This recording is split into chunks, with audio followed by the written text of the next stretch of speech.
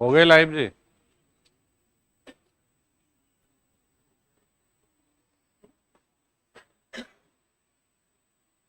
क्या हुआ भाई, बड़े थकान लग रही है कुछ? है?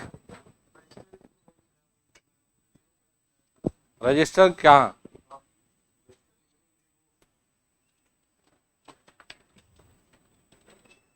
एक तो यार इधर भी रखे थे। वो कहाँ है? एक कॉपी रखी थी इधर। हाँ।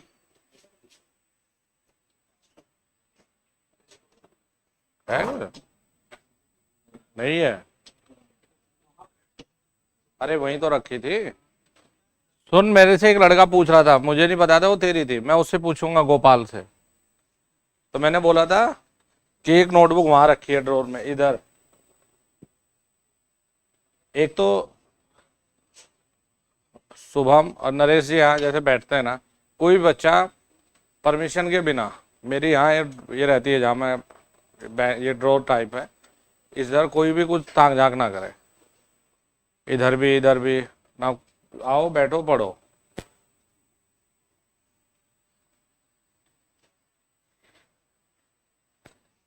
क्योंकि यहाँ मैं सामान बहुत सारा ऐसे रख के चला जाता हूँ, बच्चों की नोटबुक को जो छूटती है ना, यहाँ रख देता हूँ मैं। एक दिन एक का 50 रुपये पड़े थे, वहाँ रख दे। मैं कहा भाई जिसके होंगे उठा के ले जाना, लेकिन गलत मत ले जाना।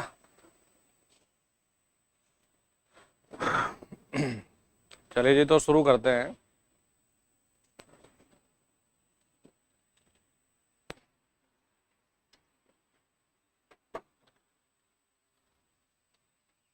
मिल जाएगी, कोई नहीं।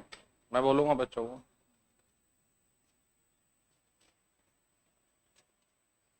आज रीजनिंग की और हिंदी की। गुरुजी यहाँ कहाँ है भाई? बताया था उन्होंने तो पहले ही बच्चों को।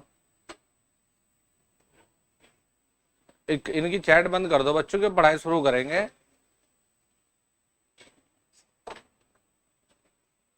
चलो जल्दी से शेयर कर दो सब लोग।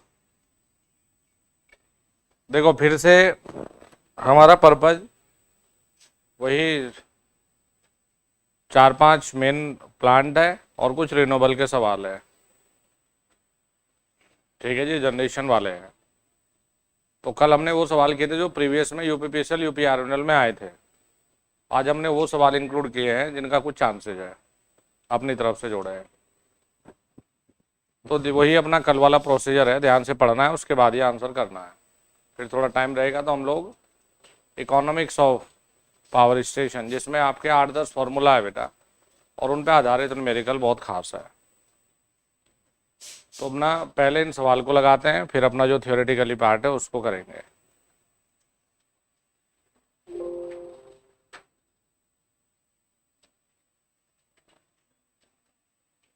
ये कुछ मैंने थोड़े थोड़े अलग चीज़ें जोड़ी है।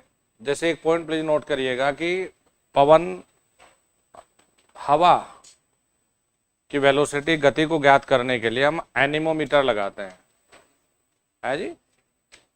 चलिए इस सवाल को पढ़िए कि जल विद्युतीय स्टेशन के संबंध में समय के एक कार्य के रूप में निर्वहन के चित्रमय प्रतिनिधियों को किसके रूप में जाना जाता है? कुल मिलाकर एक डिस्चार्ज होता है ना, पानी का डिस्चार्ज, समय के रेस्पेक्ट में जो डिस्चार्ज ग्राफ आप बनाते हो उसे क्या कहते हो? अब जब हाइड्रो की बात कर रहा है तो डिस्चार्ज मतलब पानी ही है, तो समय के साथ में और पानी के फ्लो के साथ में जो एक ग्राफ तैयार होता है उसे कहा जाता है हाइड्रोग्राफ। देखिए नाम से ही पता चल रहा है।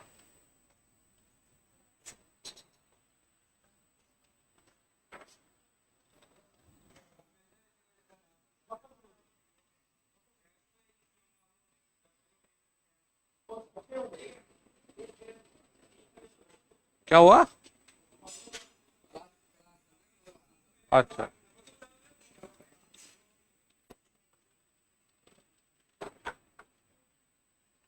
तो ये रहेगा जी हाइड्रोग्राफ। तो हम लोगों ने देखिए ये बनाकर दिखाया है, मतलब डिस्चार्ज है हमारा मीटर क्यूब पर सेकंड। हमने कल फॉर्मूला या जो WQH जीटा इंटू 10⁻³ इंटू 9.81 वो लिखा है, तो उसमें जो क्यू था हमारा डिस्चार्ज था वो हमारा मीटर क्यूब पर सेकेंड ये है, और ये हमारा समय है।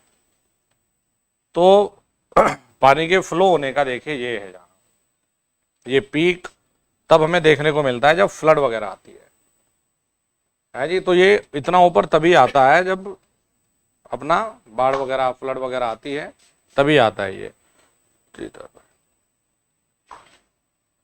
चलो नेक्स्ट दिया है इन्हें मीडियम और हाई हेड। जैसे हम मीडियम में बहुत रेयर केस में इस्तेमाल करते हैं सर्ज टैंक का, ज़्यादातर हम प्रीफर करते हैं हाई हेड के लिए।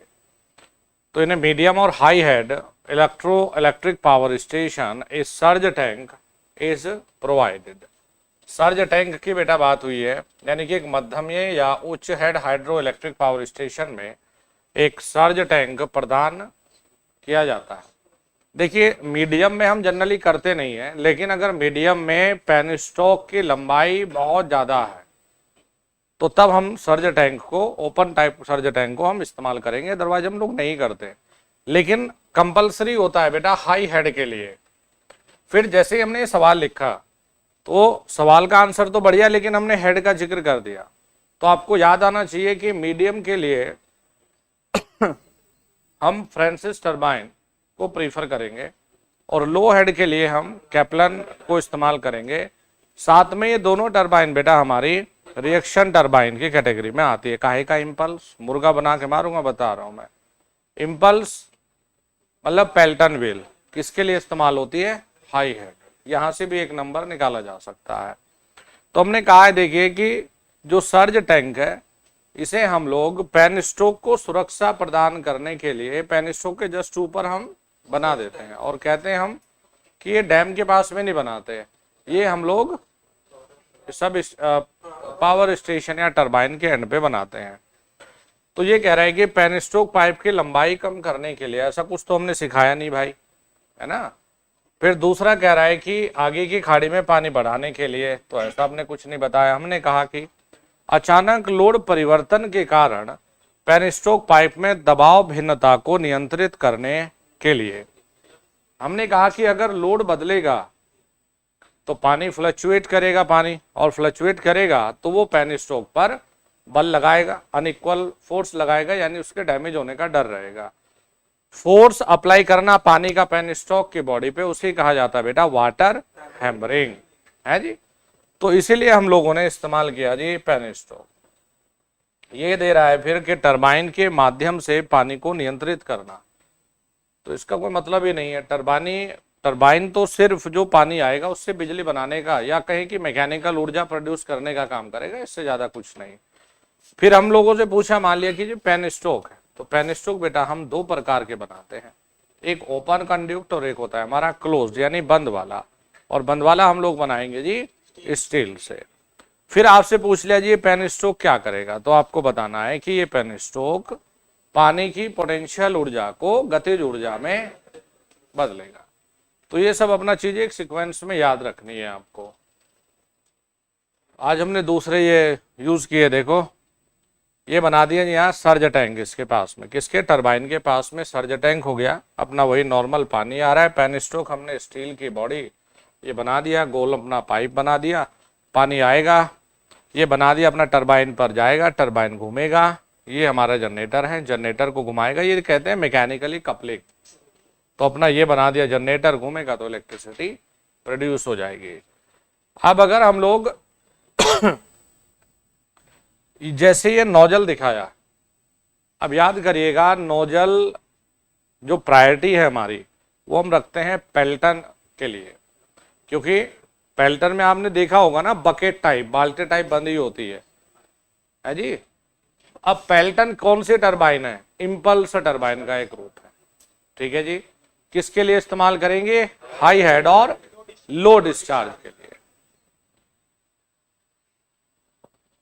ये कह रहा है फिर से देखिए सर्ज टैंक का, अब हमने जो परिभाषा पहले लिखी थी या तो उस रूप में लिखता, अब सर्ज टैंक से ही संबंधित बात तो वही है, लेकिन हमने लिखने का तरीका आंसर का बदल दिया है।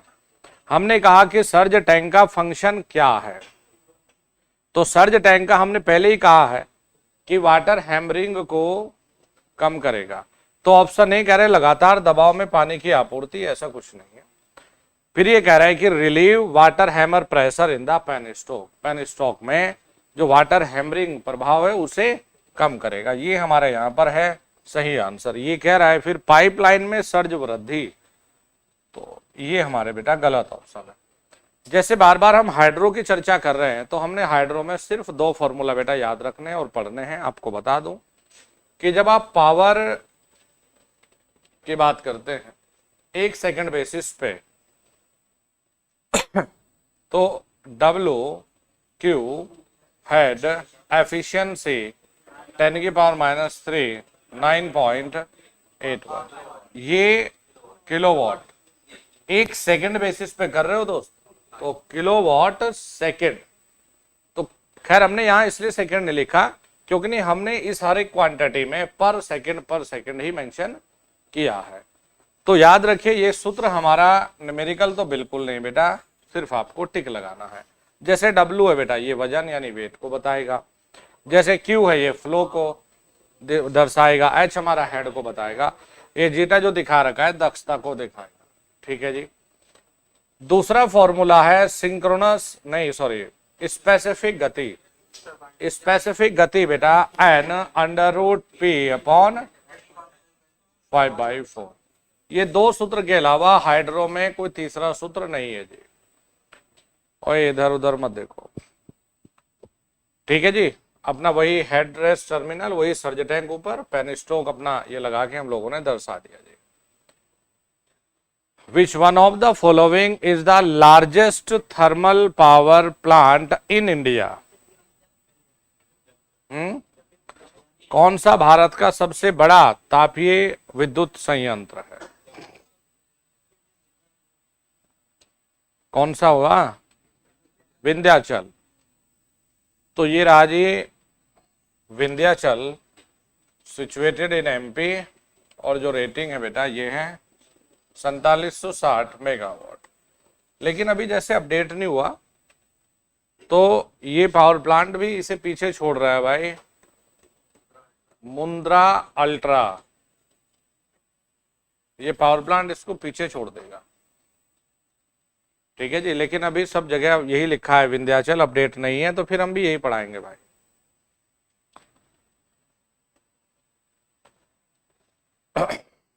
अच्छा, तो मुंद्रा अल्ट्रा नहीं है, विंध्याचल का फोटो है ये।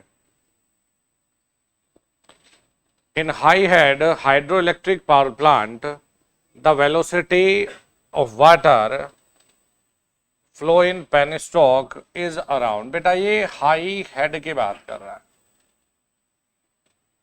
तो हाई हेड के लिए रहती है ये 7 मीटर पर सेकेंड। 7 मीटर, किलोमीटर नहीं है, 7 मीटर पर सेकेंड। किसमें? हाई हेड में। हाई हेड में फिर टरबाइन, बार बार बोल रहा हूं ये इम्पल्स में कौन सा? पेल्टन।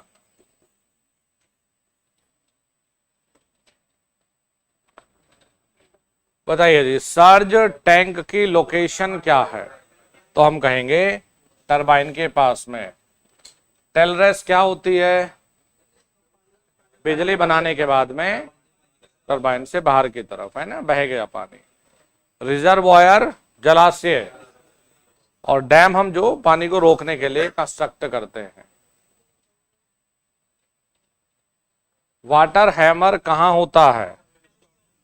पेनस्टॉक में। किसके कारण होता है? लोड के बदलने के कारण।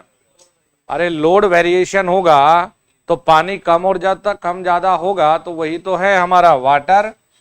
किसमें होगा जी? पेनस्टॉक में देखने को मिलेगा।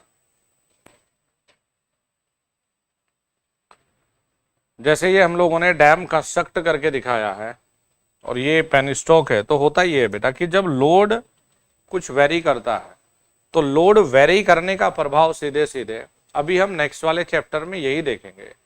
ओए वेरिएबल लोड अलग अलग बिठाने लग जाऊंगा दोस्तों को मैं। वेरिएबल लोड होने से जनरेटर और टरबाइन, अब जनरेटर लोड कम है, अब लोड कम है तो टरबाइन कम पानी से भी ट्राई कर सकती है घूमने का। तो यहां क्या करेगा कि ये पानी का फ्लक्चुएशन होगा इसमें, और ये क्या करेगा फिर इस पे प्रेशर लगाएगा, जिसे हमने कहा जी water hemorrhage. Penstock is used as a conduit between, penstock किस किस के बीच में, कंड्यूक्ट मतलब एक पाइप है, किसका बना हुआ, स्टील का बना हुआ, डैम और टरबाइन के बीच में। तो ये रहा जी the dam and the turbine, ये कह रहा है टरबाइन और डिस्चार्ज ट्यूब के बीच में हम क्या लेंगे, डैम और टरबाइन के बीच में ही तो है एक पाइप। तो ये हो गया जी, देखिए बी। चलिए फिर देखिए, वेरिएबल हेड है नियर अबाउट और लेस 30 मीटर, 30 मीटर से कम बेटा लो हेड है, बिल्कुल। इंपल्स टरबाइन नहीं, रिएक्शन की कैप्लन टरबाइन, तो क्या कहेंगे देखिए हम लोग, कैप्लन टरबाइन।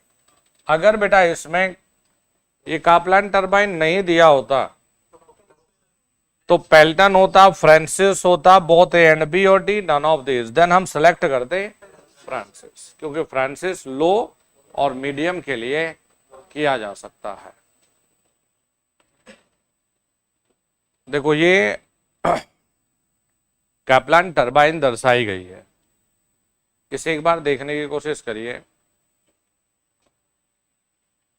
इसमें ये सीन नहीं है यार, ये पानी आ रहा है ना, ये पानी अपना, ये पानी चल रहा है इसमें, पानी इसको घुमा रहा है और नीचे की तरफ अपना बह जा रहा है। ये मतलब इसमें ऐसा नहीं है कि इसमें रख के प्लेट्स पे इधर से ऐसे वर्टिकली ना, इसमें सीधा अपना पानी आएगा, ये घूमेगी, ऊपर अपना अल्टरनेटर लगाया है। ये तो बहुत सिंपलेस्ट फॉर्म होती है, ये जो कैप्लन टरबाइन होती है एक सिंपल फॉर्म मानी जाती है। इसमें हमें जैसे ये बकेट वगैरह ये कोई कंस्ट्रक्शन नहीं करनी पड़ती। आपने जब हम पेल्टन व्हील देखेंगे तो पेल्टन व्हील में प्रॉब्लम ये थी कि आपको ना जैसे एक आधे काट के ना बाल्टी टाइप टंगानी थी, इसमें ये नहीं है, इसमें सिर्फ आपने ब्लेड को एक पर्टिकुलर एंगल देकर ये लगा के रखते हो, पानी आएगा, पानी इसको मजबूर करेगा भाई चलाने के लिए, तो अपना घूमेगा, ऊपर अल्टरनेटर का पल्ट कर लेता है। तो ये रहते हैं हमारी जी कैप्लन टरबाइन। चलो जी, हमने स्पेसिफिक स्पीड लिया, फिर हमने कहा जल टरबाइन की विशिष्ट गति वह गति है जिस पर टरबाइन विकसित होती है। तो बताइए, the specific speed of A water turbine is the speed at which the turbine develop. हमने स्पेसिफिक स्पीड का मतलब क्या बताया है, एक यूनिट, एक मीटर हेड के लिए जितनी गति की जरूरत है वो स्पेसिफिक स्पीड है। 4 ऑप्शन है, पढ़िए बताइए।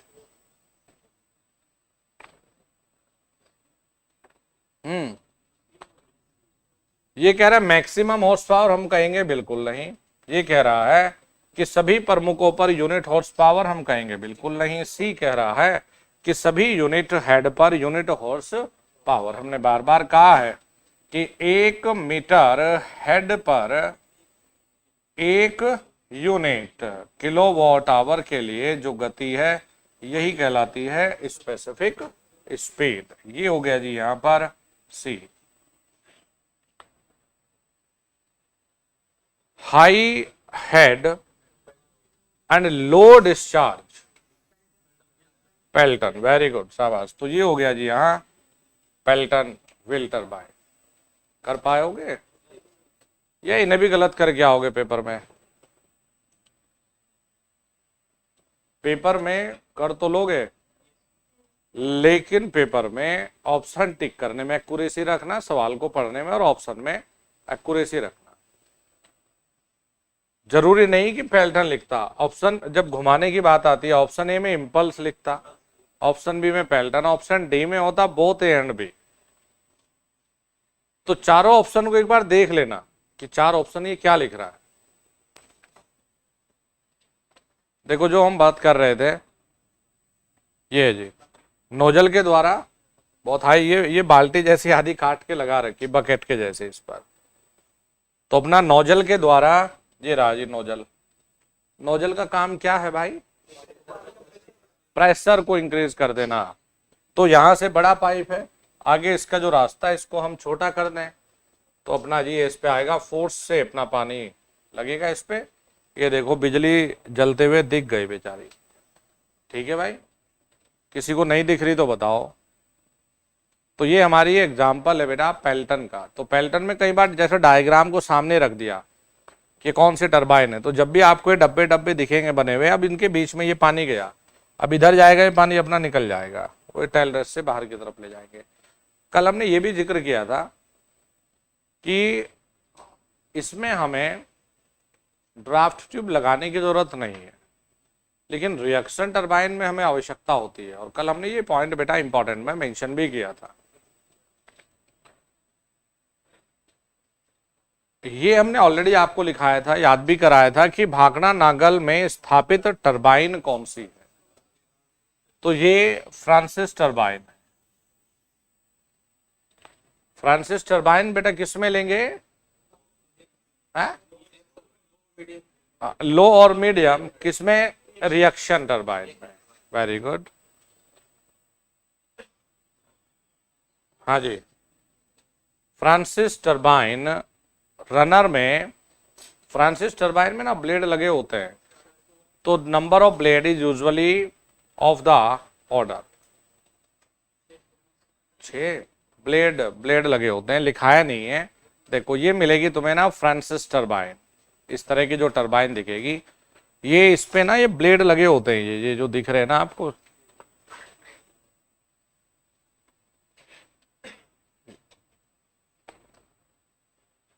तो ये फ्रांसिस टरबाइन है सीधे। तो इसमें बेटा ये रहते हैं हमारे 16 से 24 के आसपास में, इसमें ब्लेड कटे होते हैं। देखो जब ये बड़ा होगा ना तो अंदर की तरफ भी देख पाएंगे आप ना, इसमें यहां पर ये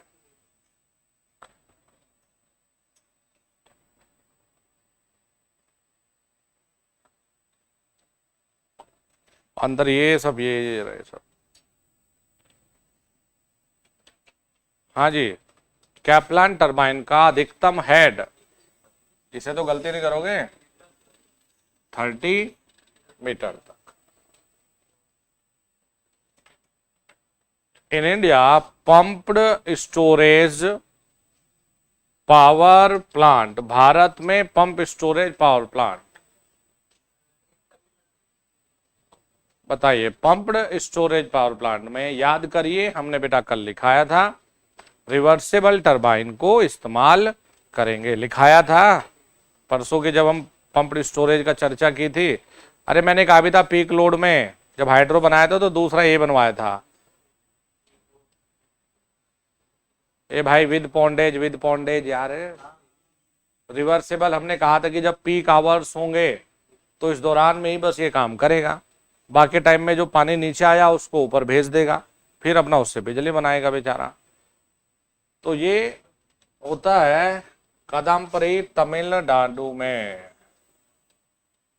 ये हमारा पंप्ड स्टोरेज पावर प्लांट है, situated in Tamil Nadu.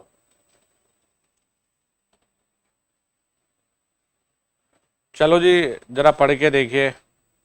In pumped storage scheme generator is also used as, जो जनरेटर है वो किसकी तरह काम करता है?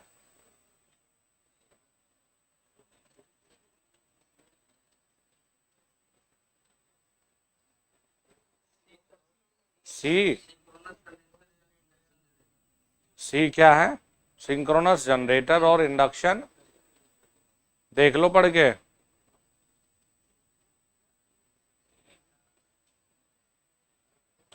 चलो एक स्लाइड लेकर आपको बनाकर दिखाते हैं।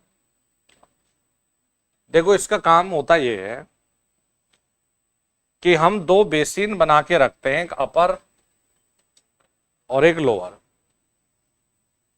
हम ये करेंगे कि ऊपर से आएगा पानी, यहां बिजली बनाई हमने, ठीक है, बिजली बनाने के बाद में हमने सप्लाई दे दिया, और जो पानी आया ये पानी को इसे घुमाने के बाद में हमने लोअर बेसिन पे स्टोर कर लिया।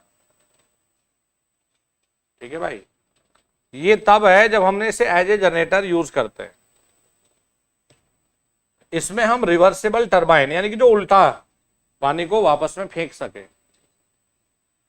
तो अब ये क्या करता है कि जो लोअर बेसिन है, अब ये लोअर बेसिन से पानी लेता है।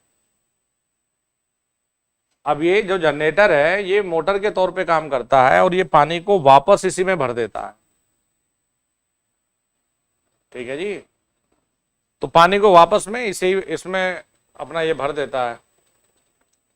तो जब बेटा ये बिजली बनाता है तो ये सिंक्रोनस जनरेटर के तौर पे काम कर रहा होता है। और जब ये बाहर से सप्लाई ले रहा होता है वापस फेड करने के लिए, तो ये बाहर जा, मुंह धुल के आ, चल जल्दी से निकल। अरे यार तबीयत हमारी थोड़ी ढीली होगी, ये थोड़ा ही है कि मैं अपना दवाई दुई लेके और अपना लेटा रहूं, बीमार वाली फीलिंग लूं। भाई सो तो गया और ये चल रहा पावर प्लांट, बिजली इस्तेमाल करने का नालायक तुम्हें कोई हक नहीं है इस्तेमाल करने का, जब तुम पढ़ना नहीं चाह रहे इसके बारे में। ये एसी, फ्रिज, कूलर ये सब बेकार है तुम्हारे लिए। तो ये तब काम करेगा, देखिए induction generator, synchronous condenser. Synchronous condenser कुछ अलग बीमारी थोड़ा ना है, मोटर ही तो है जो ओवर एक्साइटेड मोड में अपना काम कर रहा हो। तो हम लोग कहेंगे कि ये अपना मोटर और जनरेटर, सिंक्रोनस मोटर, अरे नहीं, अरे एक मिनट, सिंक्रोनस मोटर, ये भी दोनों जनरेटर है, ये नहीं है सिंक्रोनस मोटर, सिंक्रोनस ये नहीं है, इंडक्शन जनरेटर और सिंक्रोनस मोटर, ये वाला ज्यादा सही है, इंडक्शन जनरेटर और सिंक्रोनस मोटर, हाँ ये ज्यादा ठीक है। वैसे ऑप्शन ए भी सिंक्रोनस कंडेंसर है, लेकिन ये ओवर एक्साइटेड मोड वाला है, तो ये ज्यादा सही है। ये तो दोनों ही जनरेटर हो गए ना, तो दोनों जनरेटर नहीं रहेंगे, ये दोनों मोटर होंगे, मोटर नहीं रहेगा ये। वैसे ए और बी दोनों सेम ऑप्शन है, क्योंकि सिंक्रोनस कंडेंसर कुछ अलग नहीं है, ये सिंक्रोनस मोटर ही होता है, लेकिन ये हमें चलाना पड़ता है ओवर एक्साइटेड मोड और इसमें हो जाता है पावर फैक्टर लीडिंग। तो ये दोनों एक ही ऑप्शन है। तो पंप्ड स्टोरेज को ये दिमाग में जरूर बनाएं, ये जरूर रखें याद कि इसे केवल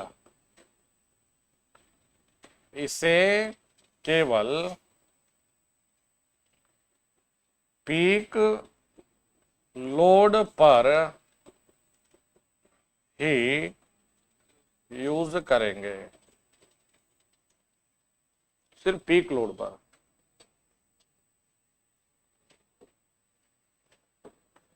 हाँ जी, रोटामीटर,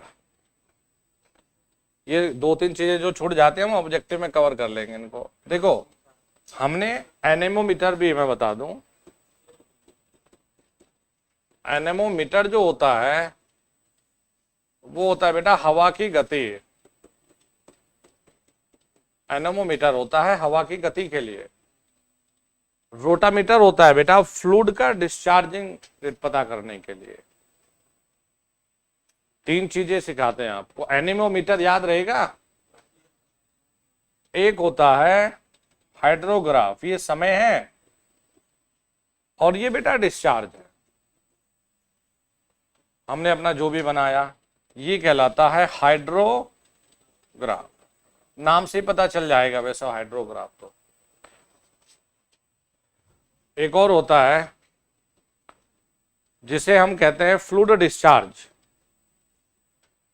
यानी कि पानी का बहाव क्या है, कितना डिस्चार्ज है, ये हम पता करते हैं जी रोटामीटर से कि फ्लूइड डिस्चार्जिंग रेट क्या है। तो तीन चीजें याद रखिएगा, एनेमोमीटर, हवा की गति, ये कहाँ यूज होगा बेटा, ये यूज करेंगे हम विंड में। हाइड्रोग्राफ हाइड्रो में यूज करेंगे। रोटामीटर को भी फ्लूइड डिस्चार्ज देखने के लिए हम लोग हाइड्रोमीटर में ही प्रीफर करेंगे। या देखते हैं कि फ्लूइड का डिस्चार्जिंग रेट क्या है। ये रहा जी अपना rotameter. Inside layer of rotameter, देखने में ये है पूरा अपना नंबरिंग और मार्क है इसमें पूरा। इसे हम लोग अंदर से समझे तो ये दिया है फ्लोट, इसमें एक तैरता रहता है, ये तैरने वाला हिस्सा है इसमें, ये ग्लास ट्यूब अपना बना रखी है आपने। पानी यहां से अपना प्रवेश करेगा और यहां से छोड़ते हुए जाएगा। पूरी की पूरी ये स्केल बनी हुई है, ये स्केल पर अपना दिखाना शुरू करेगा। इसे हम ये नहीं कहीं और लगाते हैं, इसे हम लोग उसी पाइप में जोड़ते हैं जिस पाइप से पानी बह रहा है। तो इधर से पानी अंदर आएगा और इधर से पानी अपना छोड़ते हुए जाएगा। स्केल पर ये रीडिंग ले लेगा। ये होता है जी रोटामीटर।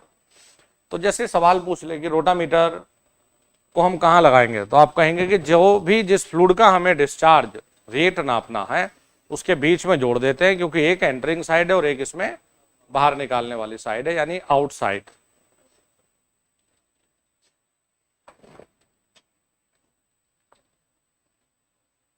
बताइए जरा, थर्मल पावर प्लांट में कार्यशील द्रव्य चक्र में दबाव किसके द्वारा विकसित किया जाता है?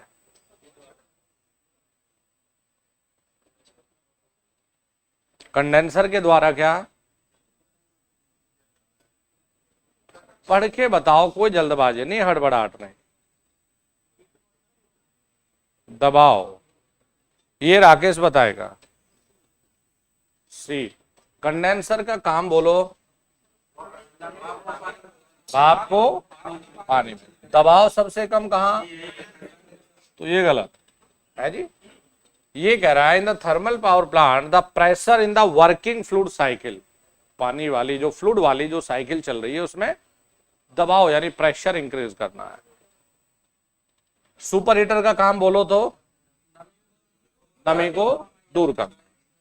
Very good. टरबाइन का काम है मैकेनिकल एनर्जी को प्रोड्यूस करना है। Okay. Feed water pump, condenser के बाहर लगाया था ना हमने, कंडेंसर से जो पानी आया, जो हमने प्यूरिफायर से पानी लिया, हमने कहा जी फीड वाटर पंप से हम लोग इकोनोमाइजर की तरफ भेजते हैं, तो यही तो फेंक रहा है वापस। तो बेटा प्रेशर हमारा बढ़ गया जी फीड वाटर पंप में। नॉर्मल जैसा पंप है ना फीड वाटर पंप, वही पूरा एज इट इज अरेंजमेंट है जो आपका पानी वाला सिस्टम होता है, यही अरेंजमेंट है।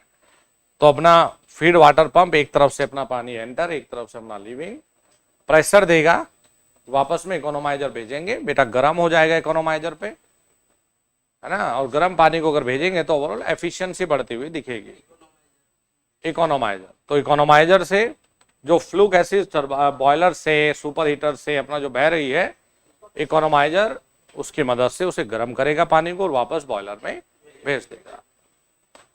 फिर थोड़ा सा ऊपर सोचो इसी में, फिर इसके ऊपर पे हम लोग एयर प्री हीटर लगाते हैं। तो एक होता है फोर्स्ड ड्राफ्ट, यानी हवा को लाता है एयर प्री हीटर, अपना वही फ्लू गैसेस की मदद से जो नमी है कम कर देता है, उस गर्म हवा को वापस बॉयलर में भेज देता है। और फिर ऊपर लगा होता है जी इंड्यूस्ड ड्राफ्ट, इसी के बीच में सेपरेटर्स, जो कि एक पार्ट होता है इलेक्ट्रोस्टैटिक प्रेसिपिटेटर का, जिसका काम होता है कि जो अब भाप या कहें कि जो गैस अपना बाहर जाएगी, इसमें जो भी अपना डेंजरस वाले पार्टिकल्स है हानिकारक, उनको अलग कर देना। ठीक है जी, तो ये काम होता है। Rankine cycle in the range of, देखो 20 इसलिए नहीं कह रहे बहुत कम हो जाएगी, तो हमें मिलती है 30, हमने लिखाया भी था यार। तो एक सुटेबल ऑप्शन यही दिखेगा हमें कि भाई 30 से अपना 45 के आसपास। कभी ये नहीं देगा कि 30 से 32, 30 से 35, 30 से 36, इस तरह के ऑप्शन नहीं आएंगे। देखो सेलेक्ट तो हम 20 से 30 करते हैं, लेकिन 20 बहुत कम हो गया। अब एफिशिएंसी की अगर हमने बात की है तो ध्यान से बताना है, मैंने कहा जी थर्मल एफिशिएंसी आप कैसे निकालते हो, बोलो जी। टरबाइन दक्षता गुणा, वेरी गुड, बॉयलर दक्षता, ये लिखते हो। थर्मल दक्षता कम रेंज में, वही ये कह भी रहा था अभी, थर्मल जो होती है अपना 30 के आसपास, जब ओवरऑल पे चलते हैं तो 30 से और थोड़ा सा कम हो जाती है। देखो जी, फिर हम ओवरऑल लिखेंगे, जो हमारे पास में ओवरऑल जो एफिशिएंसी है ये आ जाएगी थर्मल दक्षता गुणा इलेक्ट्रिकल। भाई थर्मल क्या है जी? टरबाइन गुणा बॉयलर और गुणा इलेक्ट्रिकल, ये सब लिखेंगे। एक सामान्य ताप विद्युतीय ग्रह की लगभग दक्षता कितनी होती है? नॉर्मल थर्मल पावर स्टेशन की जो मिलेगी हमें बेटा, ये क्या है? 30 to 40। फिर से हम वही रुक गए भाई, 20-25 बहुत कम हो जाएगी। हाँ हाइड्रो मतलब मोर देन 80। बाकी की ये याद रखो दिमाग में कि बाकी देखो सबकी ना एक ही आसपास में है, थोड़ा थोड़ा डिफरेंस है। जैसे इसका तो 30 की रेंज में हो गया, 38 40 डीजल की लगा लो, 40 45 50 से कम ही आप अपना न्यूक्लियर की जोड़ दो। कहीं के पर लिख दिया न्यूक्लियर में 70 है जी, बहुत यार 70 तो बाप रे बाप बहुत भयंकर एफिशिएंसी है, तो 70 नहीं है, अपना 50 के 45 के आसपास ही रुक जाता है भी। सोलर में हमने लिखा ही, सोलर की तो और भी बेकार है, सोलर में तो लेस देन 20 है। फिर हमने उसमें भी लिखा मोनोक्रिस्टलाइन, तो मोनोक्रिस्टलाइन की बढ़िया है और क्रिस्टलाइन कम है। तो ये हमारे नॉर्मल चीजें, इनको याद रखिए अपने दिमाग में बेटा। ये कह रहा है कि भारत में ताप विद्युतीय संयंत्रों का औसत भार कारक लोड फैक्टर, अभी लोड फैक्टर को हम पढ़ेंगे average load upon maximum demand, वो तो हम पढ़ेंगे, अभी पढ़ने वाले हैं कुछ फॉर्मूला। ये कह रहा है कि थर्मल का लोड फैक्टर कितना? अच्छा है कितना? देखो वही चीज है तुम्हारी दिक्कत, आपको हमने एक स्टेटमेंट लिखवाया 100%, अरे यार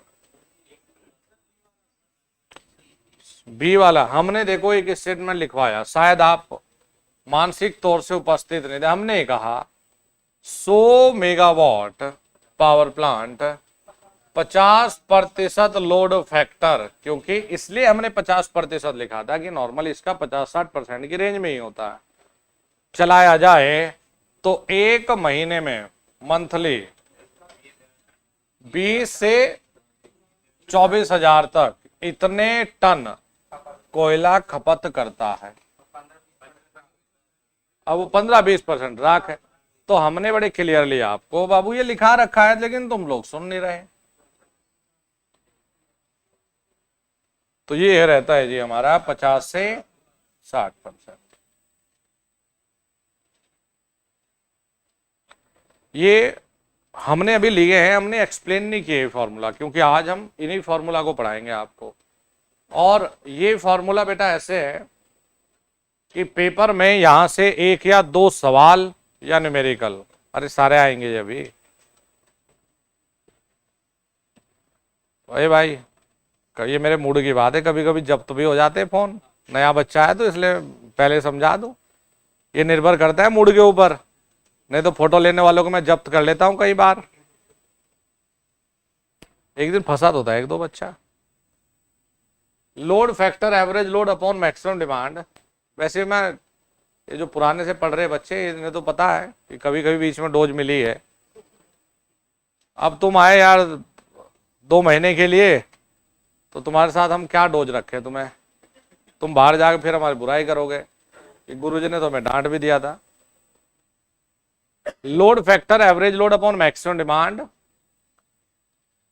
generated unit upon maximum demand into T, daily average load में 24, monthly multiply by 30, yearly multiply by 365, 8760 आ जाता है। ये इसके जस्ट बाद हमारा उद्देश्य इन्हीं फॉर्मूलों को लिखना है, समझना है, बेस लोड क्या है, पीक लोड क्या है ना, ये सब चीजें ही करना है हमें। इन्हें सुपर हीटर, दिमाग लगा के बताना, ऐसे ही तुक्का मत बैठ देना। सुपर हीटर में क्या होता है? भी टेम्परेचर राइज और प्रेशर ड्रॉप, प्रेशर गिरता है। हमने, अच्छा ये बताओ, मतलब सच में हमने, अच्छा सी है, हमने प्रेशर कुछ लिखाया क्या भाई? भाई सच बताओ, हमने कुछ जिक्र किया प्रेशर का? हमने नहीं किया। प्रेशर गिरने की बात अगर करोगे ना दोस्त, मतलब सोचो जरा, हम क्यों कह रहे हैं कि कंडेंसर में सबसे लो है प्रेशर, तो तुम और पानी बनाने की जिद कर रहा है। और मतलब स्टीम का टेम्परेचर राइज हो, ड्राई हो जाएगी, मतलब जो वेट वाली चीजें है, नमी वाली, वो दूर हो जाएगी। अब तुम जिद कर रहे कि प्रेशर भी बढ़ाओ है, और या फिर कहें कि ड्रॉप, हाँ तूने तो ड्रॉप कहा, ड्रॉप गिरावट कहा तुमने। प्रेशर सबसे कम कहां होता है? कंडेंसर में है। और कंडेंसर में होता क्या है? तो लेने के देने पड़ जाएंगे फिर। तो टेम्परेचर राइज होता है और प्रेशर को अनचेंज रखते हैं। किसमें? Super heater. सुपर हीटर ये काम, इसका काम क्या है? नमी वाली भाप से ड्राई में बदलना, नमी को कम करना। किससे काम करता है? कोयला, ईंधन, फ्लो गैसेस से। एग्जैक्टली। ये देखो जी, जो हमने आपको बनवाया था ये रखा, ये तो बनवा दिया हमने दोस्त, यही तो बनवाया था हमने। वही कोयला लिया जी, बॉयलर में जलाया। अच्छा, अब यहां इसका ऑपरेशन शुरू करते हैं। शुरुआत राकेश करेगा। बॉयलर कितने प्रकार के होते हैं? कोई नहीं, ये बताएगा कौन कौन से दोस्त?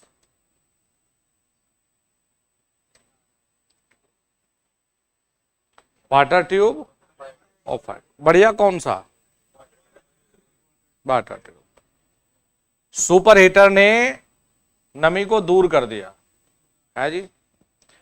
टरबाइन आ गई, वही दो प्रकार के टरबाइन। टरबाइन से जो सबसे ज्यादा वेस्टेज कहाँ है? स्टीम का, टरबाइन पे। कंडेंसर, पानी में अपना वापस, कंडेंसर के टाइप बोलो।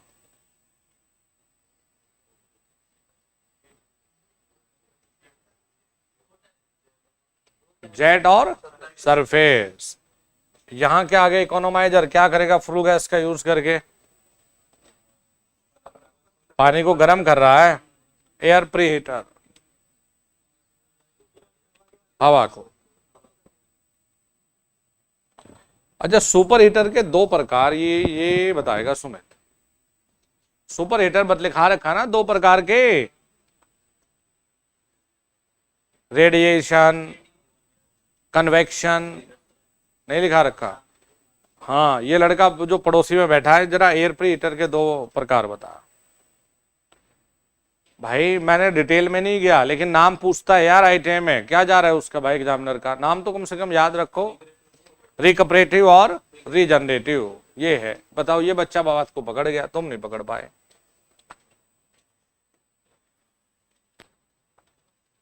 रुक जाओ अभी। हाँ दोस्त, सबसे बढ़िया कोयला कौन सा है? एंथ्रेसाइट। कितना कार्बन कैलोरीफिक वैल्यू कितनी होती है? सबसे बेकार? Wait, very good. है वाल्व है ना, तो स्टीम को नियंत्रित करेगा, कंट्रोल करेगा वाल्व। प्रेशर का नहीं करेगा, कंट्रोल करेगा उसको। एक तापीय विद्युत संयंत्र में इकोनोमाइजर के पास आने वाले फीड पानी को किसके द्वारा गर्म किया जाता है जी? यस। भाई इनका कोई रोल हमने सिखाया ही नहीं। हमने कहा जी ये carbon oxide, carbon dioxide, sulphur oxide जो बाहर को निकलती हुई जाएगी, तो क्या हो गया जी? Flow gases. यही तो है, देखो ये गई ना फ्लू गैसेस। किस पे गए? Super heater. सुपर हीटर के बाद में कहाँ है? ये इकोनोमाइजर के बाद में, ये इसके बाद यहाँ।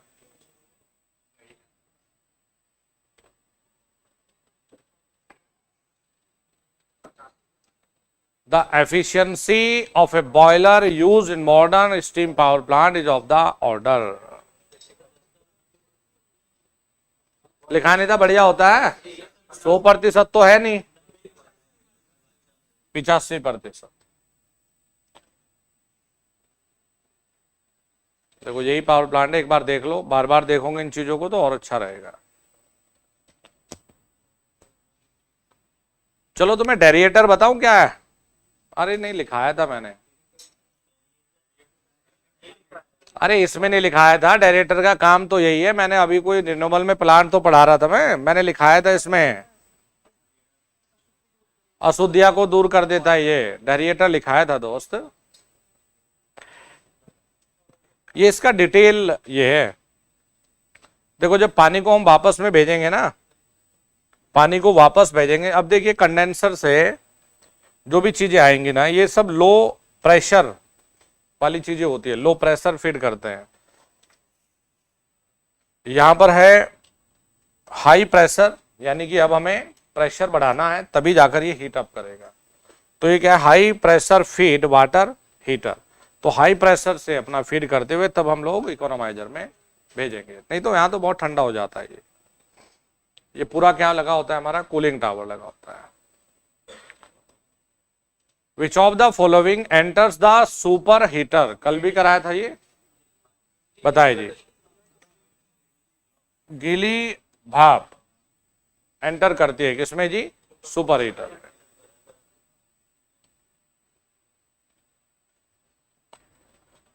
बॉयलर के भीतर भाप का तापमान सबसे अधिक होता है। भाप का तापमान वाटर स्टीम में, the steam has highest temperature in,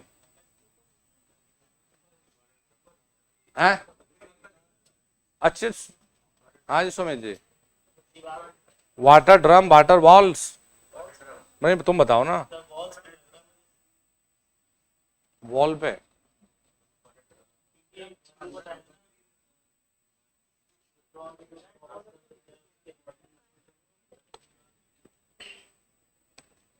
दो प्रकार के पढ़ाइए, बॉयलर दो प्रकार के पढ़ाए, एक सुपर हीटर पढ़ाया, अब दोबारा पढ़ के बताओ।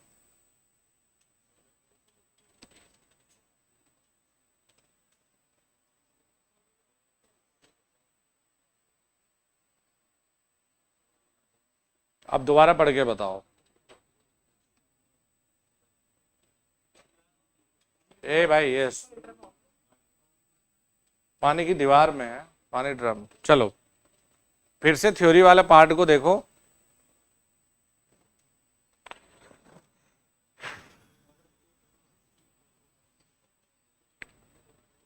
और फिर पढ़ो दोस्त, बताना।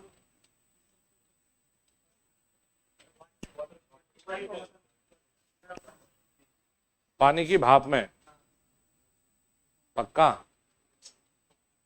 ये सुपर हीटर का क्या काम है भाई? अच्छा ये बॉयलर के ना सब, ये बॉयलर के पार्ट्स है।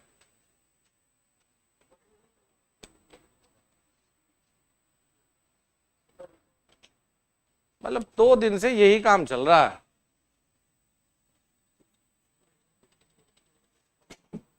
अरे बॉयलर, ये सारे के सारी जो चीजें है ना, ये सुपर हीटर हो गया, इकोनोमाइजर दोस्त, ये सब बॉयलर एक्सिलरीज में ही आती है।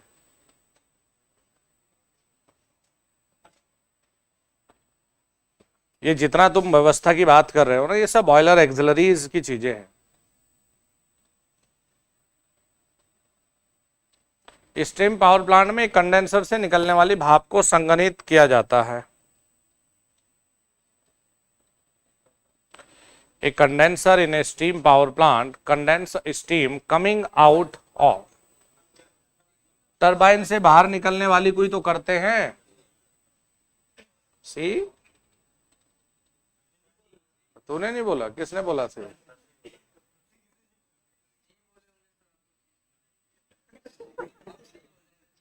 अच्छा चलो इसे पढ़ लो।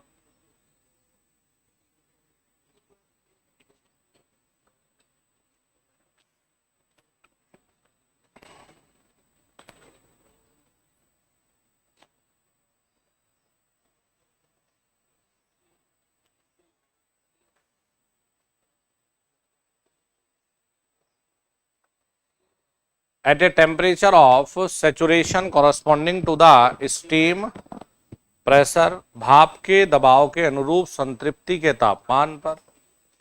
अच्छा, ए से पढ़ना शुरू करिए। सुपर हीटेड स्टीम हमेशा होती है एट प्रेशर, बॉयलर के भाप से अधिक दबाव पर। बी कह रहा है कि अधिकतम चक्र दबाव से कम पर, यानी at the pressure lower than that of maximum cycle. तो बी तो बिल्कुल नहीं है। चलो अब बताओ जी, ए या सी में से पढ़िए जरा।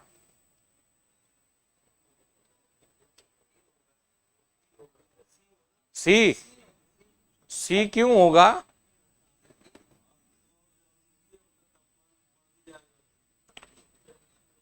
भाप के दबाव के अनुरूप संतृप्त के तापमान पर। टेम्परेचर बढ़ाने की बात थोड़ा ना हुई है।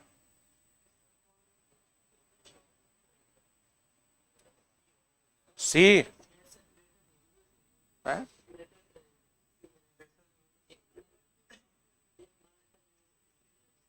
और ये क्या कह रहा है?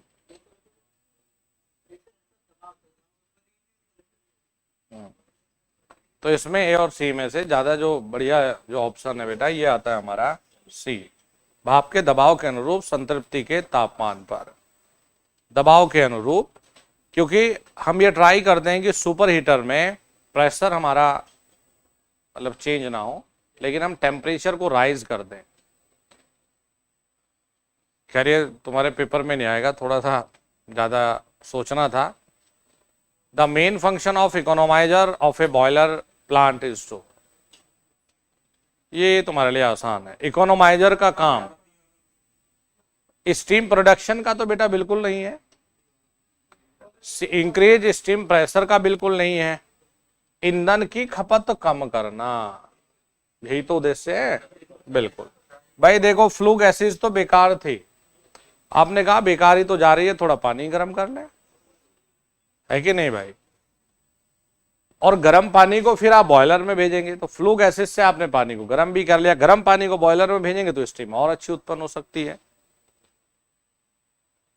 ये सब बना के दिखाया है इसमें। तापीय विद्युत संयंत्र में कंडेंसर संघनन के लिए है। हाँ, स्टीम को ही तो पानी में बदलेगा, पानी के लिए। अरे स्टीम टू वाटर ही तो करता है। स्टीम पावर प्लांट में कूलिंग टावर का उपयोग किसके लिए किया जाता है?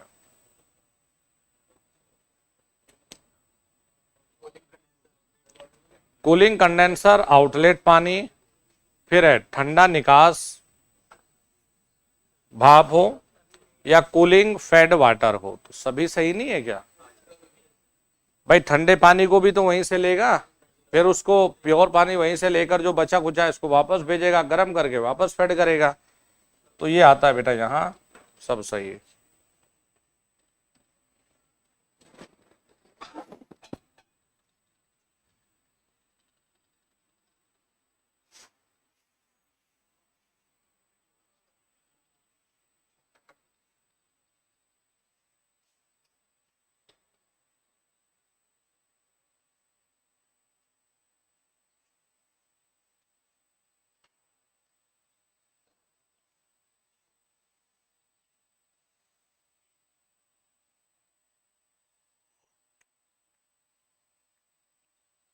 जो पानी, कुछ पानी जो वेस्टेज होता है इसको वापस में कूलिंग टावर में, और इससे जो पानी की कमी है उसको वापस लेकर फिर से अपना फीड करता है वापस में। हाँ, इसे जिसने गलत बताया वो यहां सामने आ जाओ।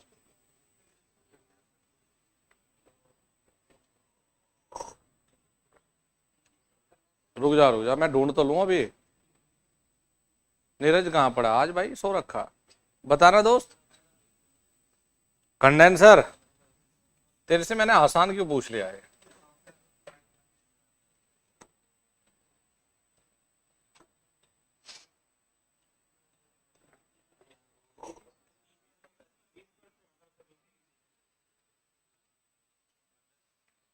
भारतीय कोयले में राख की औसत मात्रा 30 रखे,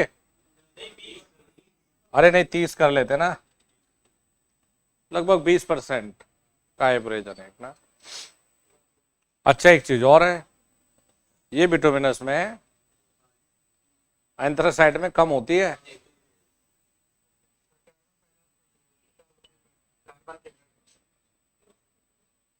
कार्बन तो ज्यादा है ना। कार्बन कंटेंट तो कैलोरीफिक वैल्यू को दर्शाता है, कार्बन कंटेंट ज्यादा होगा तो जलने की क्षमता ज्यादा होगी दोस्त। ये फॉर्मूला है परसेंटेज एस कंटेंट निकालने का।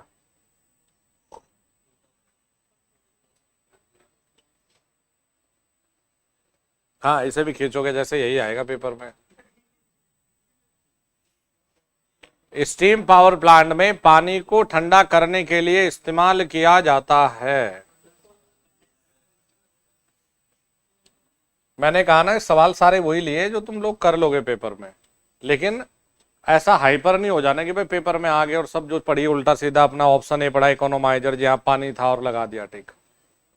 ऐसी हरकतें नहीं होनी चाहिए। ये तो हमने दिखाया भी बना के कंडेंसर। दो तरह के कंडेंसर पढ़ाए आपको, सरफेस और jet type. The coil of the lowest calorific value,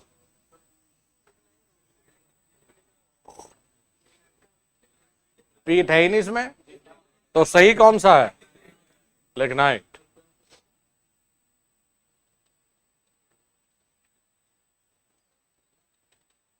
ओहो खत्म हो गया ना, बहुत बढ़िया।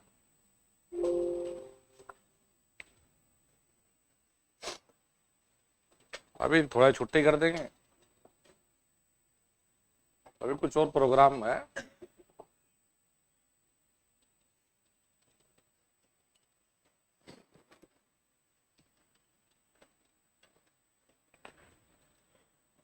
नरेश जी जब सिस्टम पे ऐसे स्विच करेंगे तो एक पीपीटी है सामने, एक तो वो मतलब इसी क्लास का हिस्सा है, और एक ये बढ़ा रहा हूँ, ये दोनों एक ही है, तो दोनों पे सेम नंबरिंग करके अपलोड कर देंगे।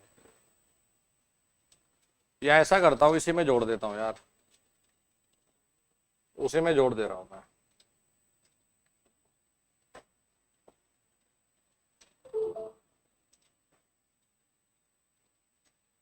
खाली पेज भी है उसमें।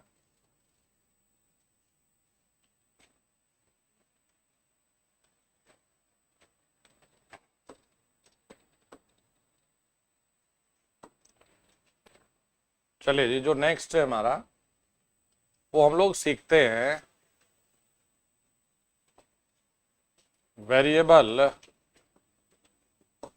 लोड एट पावर स्टेशन, यानी कि पावर स्टेशन पर लोड का बदलना।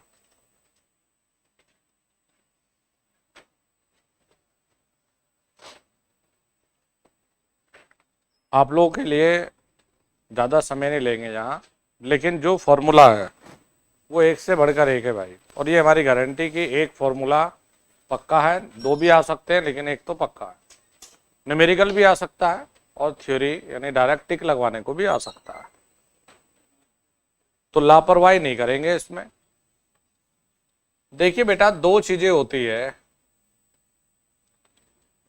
एक होता है बेस लोड। बेस लोड वो लोड कहलाता है जो पावर स्टेशन पर हमेशा जुड़ा हुआ है, यानी कि जो लोड 24 घंटे पावर स्टेशन पर जुड़ा हुआ है वो कहलाता है बेस लोड। एक कहलाता है यानी कि समय के साथ घट और बढ़ नहीं रहा, ये लगभग एक समान बना हुआ है, वो हमारे लिए बेस लोड। जैसे बेटा हमने लोड को रिप्रेजेंट किया जी मेगावाट में, इस एक्स पे हमारा मेगावाट में लोड है, और ये दिया गया है जी समय यानी टाइम। तो जो लोड, जैसे हम कहें कि ये एक ऐसा लोड है,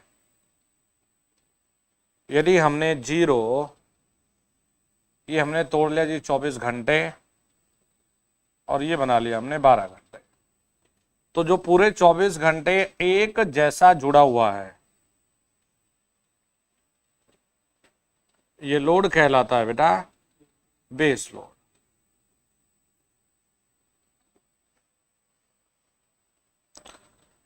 इसमें कोई लोड वेरिएशन नहीं देखने को मिलती आपको, मतलब ये बेस लोड है। आपने सुबह दोपहर शाम सब में एक जैसा ये कनेक्ट है। कुछ लोड ऐसा आता है, जैसे वैसे तो सुबह भी पीक लोड देखा जाता है कुछ आवर्स, लेकिन उसे हम बहुत ज़्यादा महत्व नहीं देते। हम कंसिडर करते हैं कि शाम को 6 से 10 एक ऐसा समय माना गया है जिस समय बहुत सारा अतिरिक्त लोड पावर स्टेशन पर देखने को मिलता है, जिसे कहा जाता है पीक लोड। यानी कि ऐसा एक लोड जो पावर स्टेशन पर कुछ स्पेशल आवर्स के लिए ही आता हो। तो इंडिया में ये कहा गया है कि 6 से 10 हमारी जो पूरी वर्किंग प्रोफाइल है, सुबह दोपहर शाम को अपना ध्यान में रखें, और डाटा को एनालिसिस करके ये पता चला कि शाम को 6 से 10 ज़्यादातर लोड ऑन रहता है। जैसे अलग अलग रूप में आप समझ सकते हैं, चाहे मौसम गर्मी का है सर्दी का है, लोग ऑफिस से घर आएंगे, खेत खलिहान से घर आएंगे, भाई वो अपना खाना वाना भी बनाएंगे, लाइटें भी जलाएंगे, टीवी भी चलाएंगे, तो ज़्यादातर लोड हमारा उस समय ऑन हो जाता है। तो अब उस एक्स्ट्रा लोड को चलाने के लिए हमारे पास कुछ अन्य साधन दिए गए हमें। जैसे कहा गया है कि जो पुराने पावर प्लांट है, जिसे अगर हम 24 घंटे चलाएं दिन में, तो भाई उसकी लाइफ उतनी नहीं है, वो बेचारा खराब हो जाएगा। लेकिन लगातार चलाने की बजाय यदि हम डेली उसे 3-4 घंटे रनिंग में ले आए तो वो भी काम कर सकता है। कई जगह पर हम लोग डीजल को ज़्यादा प्रीफर करके चलते हैं कि भाई चलो डीजल है, डीजल को ज़्यादातर हम पीक में क्या इमरजेंसी और स्टैंड बाई के लिए ज़्यादा यूज़ करते हैं। आप देखते भी होंगे कि भाई शादी ब्याह है तो भाई इमरजेंसी करना कुछ ऐसी पड़े कि भाई लाइट चली जाए तो अपना चलो भाई जनरेटर ले आओ। हॉस्पिटल में भी स्टैंड बाई पे रख के रखते हैं कि भाई कोई दिक्कत हो, सप्लाई कट हो, तो हम लोग अपना जनरेटर से काम चला लें, यानी कि हम डीजल इंजन को इस्तेमाल कर लेंगे। तो डीजल इंजन को तो बेटा हम ज़्यादातर स्टैंड बाई या इमरजेंसी सिचुएशन में इस्तेमाल करते हैं। आज भी हम जैसे न्यूक्लियर है, तो न्यूक्लियर में बहुत सारे ऐसे प्लांट हैं जो अभी पूरे कमीशन्ड नहीं हुए, यानी कि पूरे रनिंग में नहीं आए, जो अभी कुछ यूनिट्स जिनकी चली है। तो हम कहते हैं जी हम अभी लगभग 4-5 घंटे प्रतिदिन इसे चला सकते हैं। तो जब हम बेस लोड प्लांट की बात करते हैं, तो बेस लोड प्लांट में बेटा जो हाइड्रो है, हम हाइड्रो पावर प्लांट को यूज करते हैं, हम थर्मल पावर प्लांट को यूज करते हैं, हम बिग न्यूक्लियर पावर को यूज करते हैं। बड़े जो न्यूक्लियर पावर है, न्यूक्लियर पावर प्लांट है, हम बेटा उनको यूज करते हैं। अगर हम देखें हाइड्रो में 2 अलग अलग कैटेगरी भी थी। एक रन ऑफ रिवर था, पॉन्डेज टाइप था, तो हमने कहा पॉन्डेज टाइप को तो हम पीक के लिए इस्तेमाल करेंगे जी, रन ऑफ रिवर को हम बेस में करेंगे, जो डैम बने हुए उन्हें हम बेस के लिए करेंगे। तो हाइड्रो में भी अगर हम देखें बेटा, तो हाइड्रो एक था, अगर याद हो, रन ऑफ रिवर, चलती हुई नदी पे बना दिया जी। तो जब भी ये चलेगा हम इसे लंबे समय के लिए यानी बेस लोड पावर प्लांट के रूप में इस्तेमाल करेंगे, या फिर जहां पर बेटा डैम बना होगा हम इन्हें बेस लोड पावर प्लांट के रूप में ही यूज करेंगे। इस सवाल का जवाब आप ऐसे भी दे सकते हैं 4 ऑप्शन देखकर। जैसे आपको एक दे दिया जी हाइड्रो, एक दे दिया आपको थर्मल, एक दे दिया आपको न्यूक्लियर, एक दे दिया आपको ऑल ऑफ द अबाव। तो देखो यार, थर्मल और हाइड्रो तो बहुत बेस्ट है, तो हम ज्यादातर डिपेंड भी नहीं 2 पर कर रहे हैं अभी, तो हम कहेंगे जी हाँ न्यूक्लियर को हम अपना टिक कर देंगे। भाई न्यूक्लियर को हम लोग कई जगह पर अभी भी पीक लोड प्लांट के रूप में ही इस्तेमाल कर रहे हैं। लेकिन जो बड़े न्यूक्लियर पावर प्लांट है, जैसे काकरापार, कैगा, कुडनकुलम, ये सब पढ़ाए थे ना आपको, लिखाया भी था, तारापुर, जो बड़े कैपेसिटी वाले हैं, न्यूक्लियर पावर प्लांट है, वो सब हमारे बेटा बेस लोड पावर प्लांट के रूप में ही इस्तेमाल होते हैं।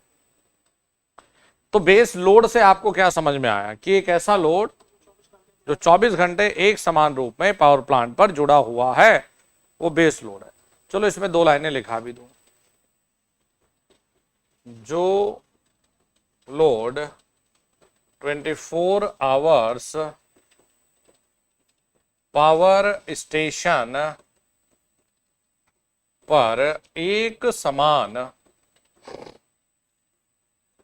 समान रूप में जुड़ा है, एक समान रूप में जुड़ा है, वह base load plant, base load कहलाता है। ये कहलाता है जी बेस लोड।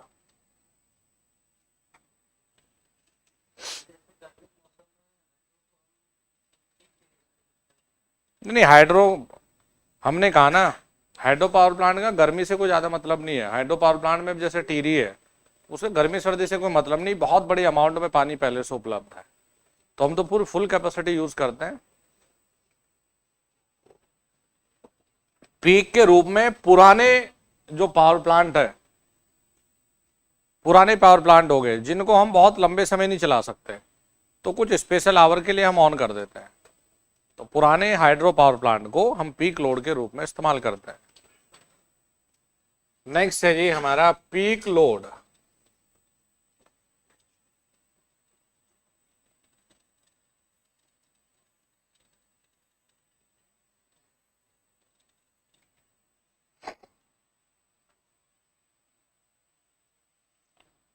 तो हम लोग कहेंगे कि जो लोड कुछ स्पेशल घंटों के लिए ही प्लांट पर जुड़ता है, उसे पीक लोड प्लांट कहते हैं। बेटा इंडिया में 6 PM to 10 PM peak load hours माने जाते हैं। ओके जी, इंडिया में 6 बजे से 10 बजे तक पीक लोड आवर्स माने जाते हैं।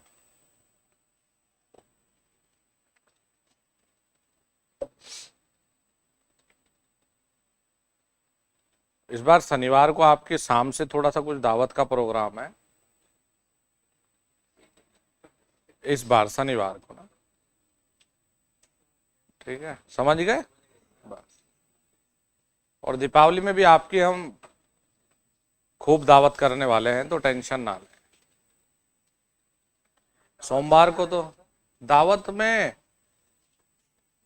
आई थिंक मेजरमेंट कुछ रहे या इलेक्ट्रॉनिक्स रहे, लेकिन बढ़िया ही रखेंगे दावत में। सलाद वलाद भी कुछ रखेंगे, ऑब्जेक्टिव का सलाद रखेंगे।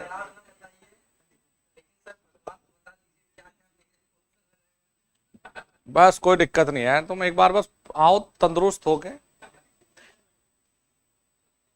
मतलब हम पहले क्यों बताए, अभी जितना फ्राइडे को निमट जाएगा, फ्राइडे यानी कल, हो सकता है सर्किट ब्रेकर, रिले, फ्यूज ये सब मिल जाए आपको शनिवार को दावत में, बढ़िया ही रहेगा, कोई चिंता की बात नहीं। हाँ, फिर संडे को कोई छुट्टी नहीं है जी, तो संडे को बढ़िया रायता भी मिलेगा दावत में।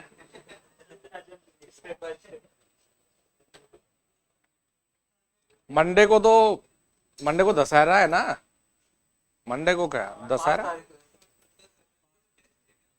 है? हाँ, स्वाद आएगा, टेस्ट बढ़िया रहेगा। टेंशन ना लो।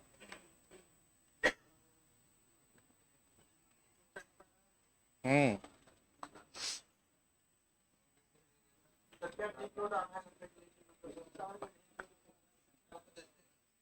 बोल आधा घंटा क्या लिखा, 6 से 10। ये पीक आवर्स माने गए कि भाई सबसे ज्यादा जो प्लांट पे लोड आएगा ना ये इसी दौरान आएगा। अब ना आए अलग बात है, ठीक है जी। ग्रिड पूरा फेल हो जाए किसी दिन तो थोड़ा ना पीक आवर आएगा। जैसे बना कर दिखाते हैं आपको, है किसे कहा जाएगा? एक सप्लाई दूसरे के साथ में अगर सिंक्रोनाइज नहीं होगी तो आप उसे यूज कर सकते हो, ग्रिड फेल हो गया। एक प्लांट दूसरे की फ्रीक्वेंसी डिफरेंट है, ग्रिड फेल है। मतलब जितना आसानी से हमने बोल दिया इतना आसान होता नहीं है। ग्रिड फेल मतलब नॉर्थन ग्रिड अगर फेल हो जाए तो पूरे नॉर्थ इंडिया में अंधेरा, कहीं लाइट नहीं है।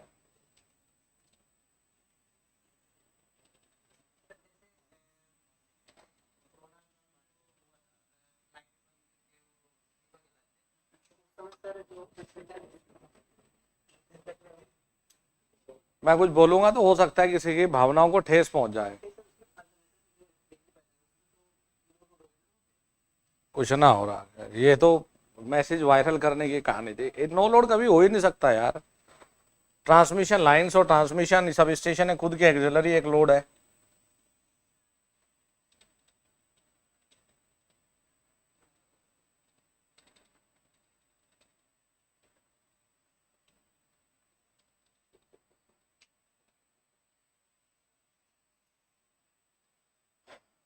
देखो बेटा ये होता है कि ये लगभग है, ये हमारा बेस लोड। अब बेस लोड का मतलब ये नहीं कि एग्जैक्ट कांस्टेंट रहेगा। बेस लोड का मतलब है कि लोड वेरिएशन बहुत ज्यादा नहीं, हल्का फुल्का हुआ है। क्योंकि एग्जैक्ट अगर कांस्टेंट लोड रहेगा तो फिर तो लोड फैक्टर आएगा ही नहीं बेटा। तो हम ये कहते हैं कि देखो जी एक ऐसा लोड है, अभी थोड़ा बहुत अपना चल रहा है ऐसे वेरिएशन, लेकिन जैसे ही ये कुछ आवर्स हमें दिखेगी 6 बजे, तो इस दौरान में लोड अपना बहुत ज्यादा अपना बढ़ा। ये नॉर्मल कहानी है। तो जो ये कंसिडर जो किया गया है, जो हमने लिखा है ये कहा है जी, ये है पीक लोड। ये कहलाता है पीक लोड। अब इसे चलाने के लिए हमें एक्स्ट्रा सप्लाई की जरूरत भी है। तो हम लोग क्या करते हैं कि जो भी पुराने हाइड्रो पावर प्लांट है, पुराने हाइड्रो पावर प्लांट है, इन्हें हम इस्तेमाल कर लेते हैं। जो हमारे अभी क्या पढ़ाया था, पॉन्डेज टाइप, जो हमारे हाइड्रो पॉन्डेज के साथ हम इन्हें इस्तेमाल कर लेते हैं।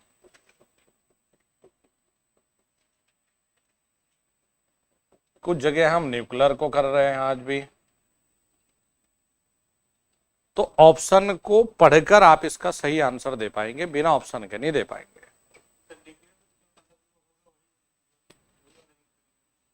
बहुत सारे ऐसे जो बड़े साइज के हैं ना उनको तो हम बेस में कर रहे हैं, लेकिन अभी जो नया बन रहा है जिसकी पूरी यूनिट कंस्ट्रक्ट में नहीं है, मान लिया 4 यूनिट है, 1 मिनट भैया, 4 यूनिट है, 4 में से 3 पे काम चल रहा है लेकिन एक चालू है। तुमने कहा जी चलो ठीक है, न्यूक्लियर का 1 यूनिट को पीक लोड में इस्तेमाल कर लेंगे। अब बोलो।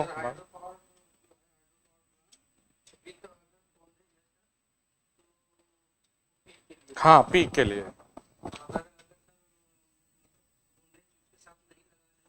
बेस के लिए। लिख लिया बेटा, ये बना लो इसको।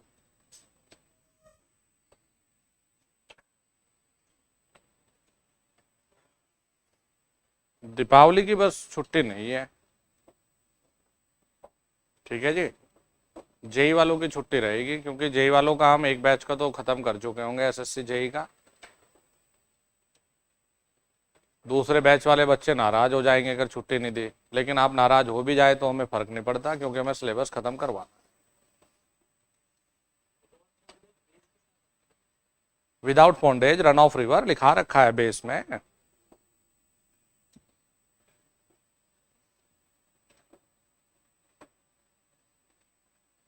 30 अक्टूबर 30 अक्टूबर तक जम के क्लास लगाओ, फिर देखेंगे क्या बचता है।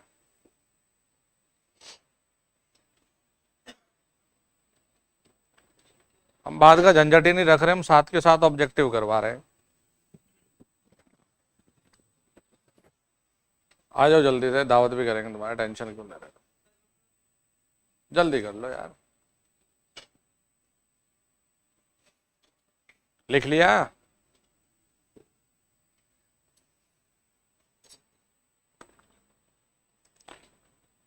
चले जी, अब हम लोग देखेंगे। देखिए बेटा, एक हम लोग बनाते हैं लोड कर्व।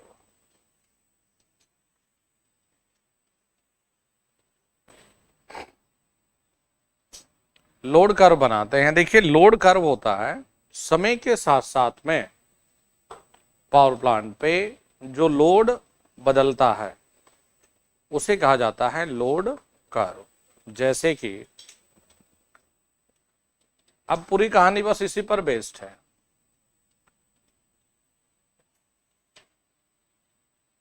ये रखा हमने समय, हमने कहा जी आवर में लेते हैं। पावर स्टेशन पे ये मेगावाट में हमने लोड बना दिया।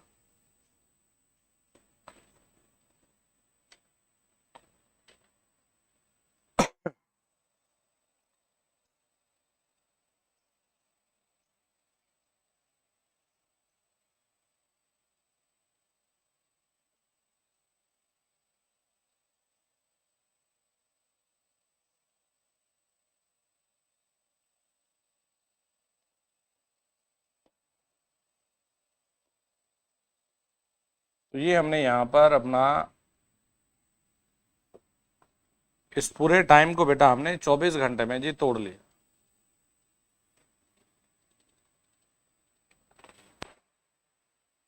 ठीक है भाई, इसे हमने कहा जी ये इतना ए मेगावाट लोड है, यहां थोड़ा सा बढ़ा दिया जी। हमने कहा जी ये बी मेगावाट लोड है।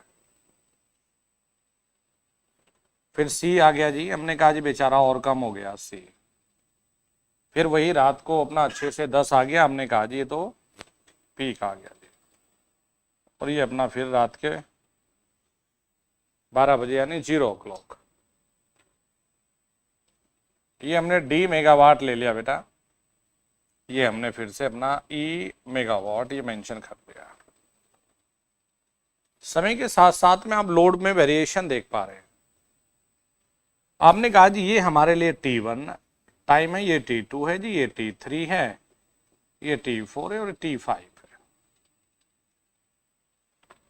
जैसे आप अपने समय को मेंशन भी कर सकते हैं जी, रात के 12 बजे ये है, 4 बजे ये है, सुबह के 8 बजे का ये है, 12 बजे, इस तरह से अपना मेंशन कर सकते हैं। कुल मिलाकर कहना ये है लोड कर्व का कि 24 घंटे में पावर स्टेशन पर जो लोड कनेक्ट होता है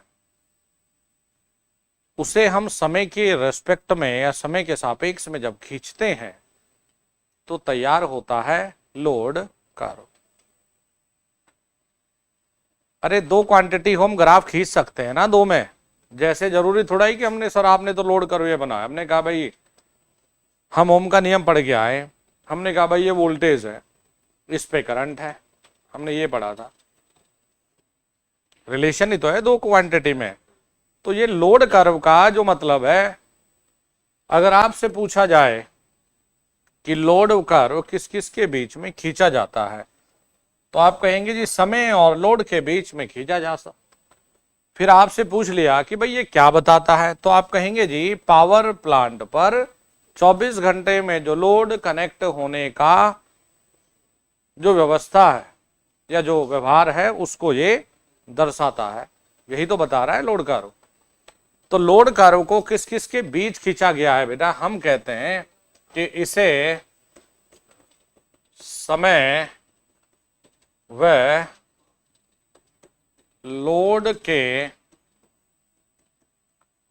बीच में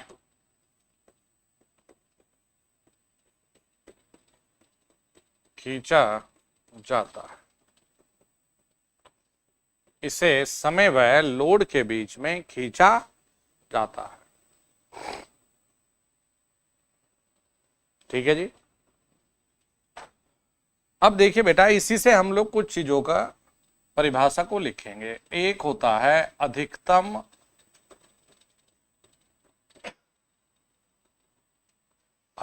लोड कहें, या बेटा आप अधिकतम डिमांड कहें, जिसे हम लिख सकते हैं अधिकतम मांग। या तो बेटा आप अधिकतम लोड कहें या अधिकतम मांग कहें, यानी मैक्सिमम लोड और मैक्सिमम डिमांड। ठीक है जी। देखिए मैक्सिमम लोड, जैसे लोड कर्व है बेटा, लोड कर्व को आप एक दिन का भी खींच सकते हैं, एक महीने का भी खींच सकते हैं और एक साल का भी खींच सकते हैं। भाई समय पर आप आवर्स बनाएंगे तो भाई दिन हो गया, समय पर आप मंथ बनाएंगे तो भाई मंथ का हो गया, समय के एक्सिस पर आप जैसे ईयर मेंशन करें या सॉरी मंथ दिन बनाएंगे तो महीने का हो जाता है, और अगर महीने लिखेंगे जनवरी फरवरी मार्च तो ये पूरे साल भर का बनाया जा सकता है। भाई कुल मिलाकर समय है, समय को आवर में रखिए, 24 घंटे मतलब एक दिन, 30 गुणा 24 मतलब एक महीना, 365 गुणा 30 मतलब एक साल। तो समय को आप किसी में भी अपना रखिए। तो अधिकतम लोड का मतलब है कि 24 घंटे में जब हम दिन के हिसाब से चलते हैं तो 24 घंटे में पावर स्टेशन पर जो सबसे ऊंची पीक का मतलब है सबसे उच्चतम बिंदु प्राप्त होता है, उसे हम लोग अधिकतम लोड या अधिकतम मांग कहते हैं।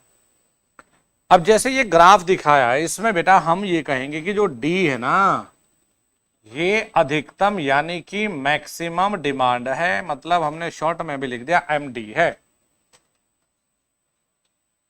ठीक है जी, सबसे उच्चतम बिंदु तो हम कहते हैं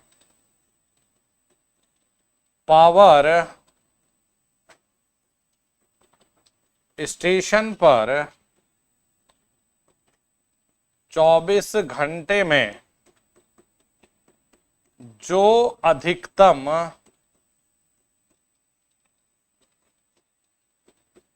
लोड जुड़ता है उसे अधिकतम मांग, उसे अधिकतम मांग व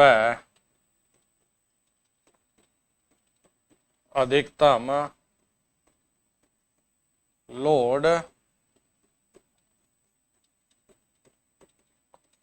कहते हैं।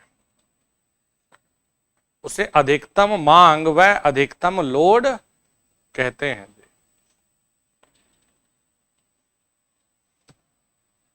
ठीक है भाई। चलिए जी, एक आता है बेटा जिसे हम कहते हैं औसत लोड, या कई जगह पर इसे हम लोग लिखते हैं एवरेज लोड या औसत मांग।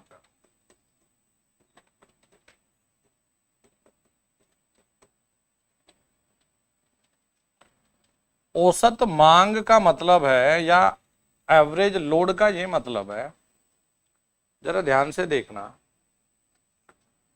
अगर तुम इसका एरिया निकालोगे तो एक एक्स पे तो मेगावाट है, मेगावाट किलोवाट यही तो, और एक एक्स पे आवर है। तो जैसे हमने औसत लोड कनेक्ट किया, हमें एवरेज लोड ज्ञात करना है, तो आप ये कह सकते हैं कि यदि हम इसका एरिया निकाल दें, क्षेत्रफल, तो क्षेत्रफल की इकाई कितनी आएगी? अरे ये कोई सेल दी है, आयत है, इस पे समय है, ये दे रखा है तुम्हें मेगावाट, तो क्षेत्रफल कितना? अरे मेगावाट आवर है, मेगावाट आवर का मतलब यूनिट होती है। अच्छा जी, अगर मेगावाट आवर को तुम आवर से भाग दे दोगे तो पावर मिल जाएगी ना यार बच्चों। और हमें चाहिए क्या? औसत लोड या औसत मांग। देखो हम एक काम करते हैं, मान लिया आपको ये कह दें कि लोड कर्व जो बनाया, लोड कर्व का एरिया क्या प्रदर्शित करता है। भाई एग्जामिनर ने आपको सिर्फ ये पूछ लिया ना, न्यूमेरिकल पूछा, थ्योरी में नॉर्मल पूछ लिया कि एक पावर स्टेशन पर लोड कर्व का जो क्षेत्रफल है ये क्या प्रदर्शित कर रहा है ना, ये बताता है कि कितनी यूनिट उत्पन्न हुई है। अभी तो लिख के बताया था। तो देखो जी, हम ये कहते हैं कि लोड कर्व का क्षेत्रफल यह बताता है कि प्लांट से कितनी इकाई या कितनी यूनिट बिजली पैदा हुई है, बिजली पैदा हुई है। यानी कि देखो, लोड कर्व का क्षेत्रफल, लोड कर्व का क्षेत्रफल बराबर उत्पन्न होने वाली यूनिट।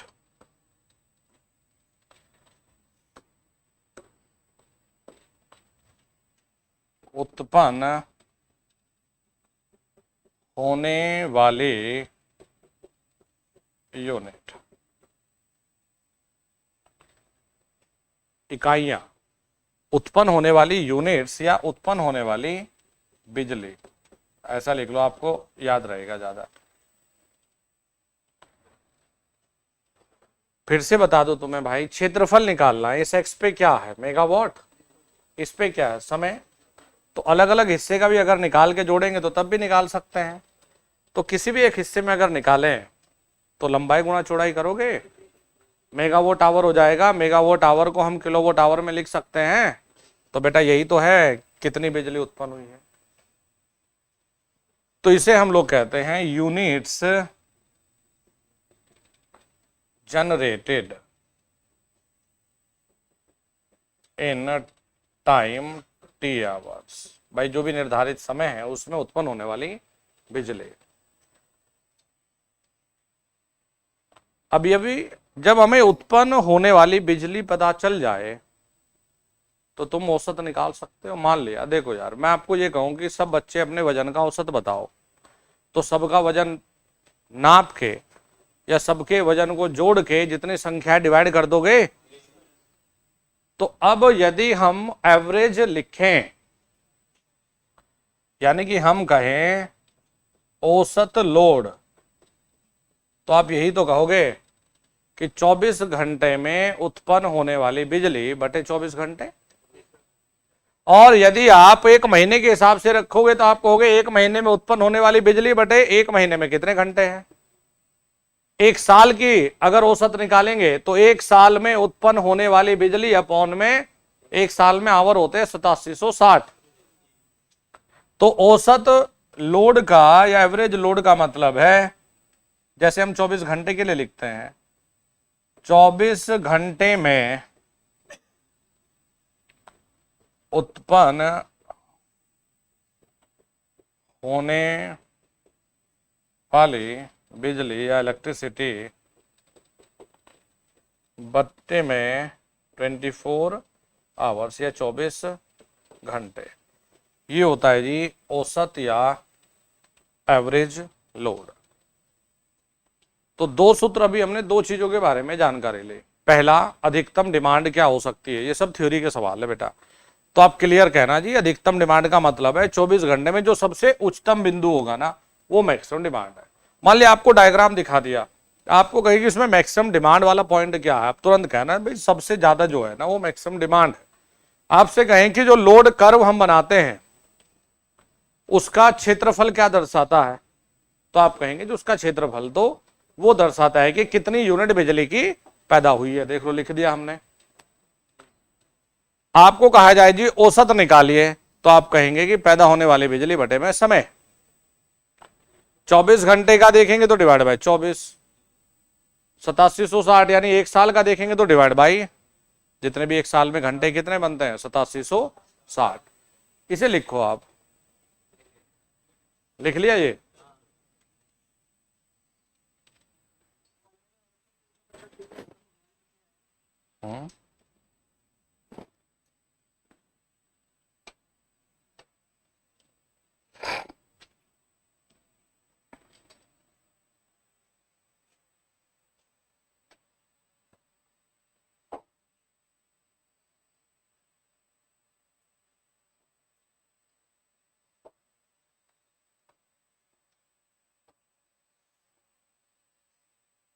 चलो जी, अब लगेंगे हमारे 6 या 7 सूत्र, उन्हें लिखेंगे फिर खत्म करेंगे।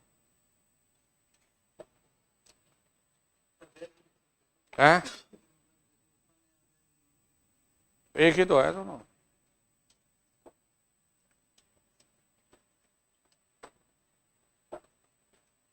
जन्मदिन कब है तुम्हारा? अभी नहीं है, कब है? है? दोबारा मना लेंगे।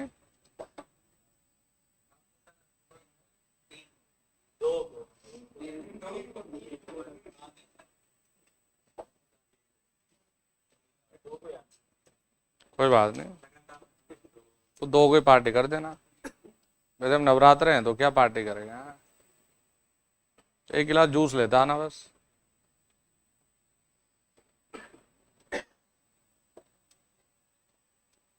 जूस ही कहा, कभी तो कुछ और समझ ले। चलो बेटा नेक्स्ट आगे बढ़ते हैं।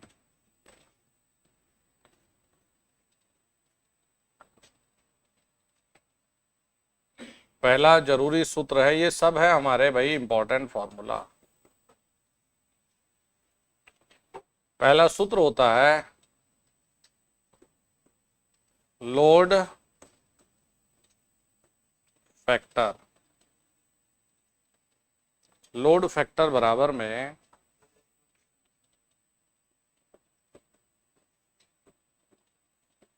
एवरेज लोड बटे में मैक्सिमम डिमांड।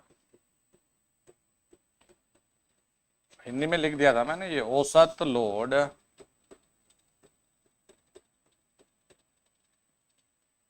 अधिकतम डिमांड या अधिकतम मांग। ये सब सूत्र का ही खेल है बाबू, जहां बस या तो डायरेक्ट सूत्र या छोटा सा न्यूमेरिकल। इसमें लिखेंगे यह सदैव, यह सदैव एक से कम होता है। यह हमेशा रहेगा जी एक से कम। फिर दूसरा बेटा ये याद रखिए कि नॉर्मल, जो हमारे घरेलू लोड है ना जितने भी है, नॉर्मल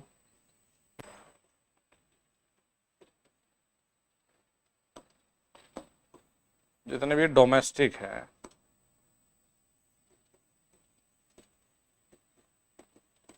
जितने भी डोमेस्टिक लोड है, नॉर्मल डोमेस्टिक लोड के लिए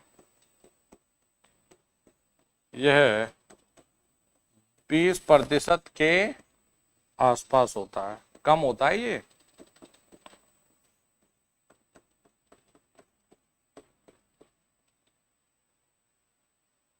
बेटा याद ये भी रखना है कि अगर ये कम है, जितना ये कम है उतना ही पावर प्लांट पर लोड में वेरिएशन बहुत ज्यादा है। देखो एक पॉइंट और लिखे, लोड फैक्टर बताता क्या है, यह स्टेशन पर, यह स्टेशन पर पावर बदलाव या वेरिएशन को दर्शाता है।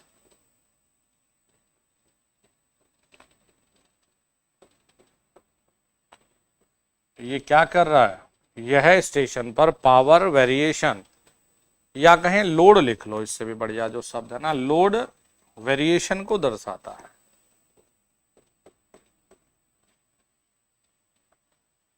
मतलब लोड कितना बदल रहा है। अगर बेटा ये एक है ना, तो इसका मतलब है कि लोड स्थिर बना हुआ है,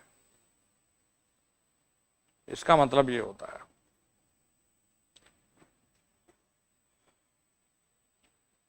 ठीक है, लोड फैक्टर एक से कम होता है। दूसरी बात ये रहा जी सूत्र इसका, लोड फैक्टर बराबर एवरेज लोड, ये रहा जी, ऑन मैक्सिमम डिमांड। चलो एक बात बताओ जरा, हमने इसी को थोड़ा सा आगे बढ़ाया, औसत याद है कुछ, औसत, हम यही तो कह रहे हैं कि लोड फैक्टर बराबर औसत, जो लोड था उसे आपने लिखा था कि टी समय मान लेते हैं ना 24 घंटे की बजाय, टी समय में उत्पन्न होने वाली बिजली या यूनिट